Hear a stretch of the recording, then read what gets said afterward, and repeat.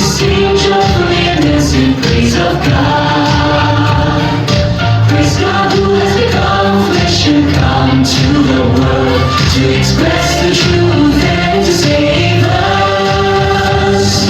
We hear God's voice and are raptured for the throne to attend the feast, to attend the feast. We enjoy God's words and live before Him with joyful singing, laughter, it's a show without end.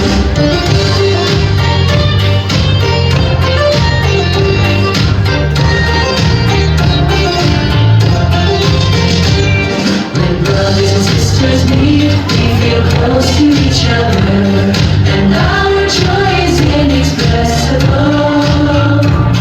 We fellowship on God's words and share our testimonies. Understanding the truth brings our spirits such joy. No rituals, no regulations.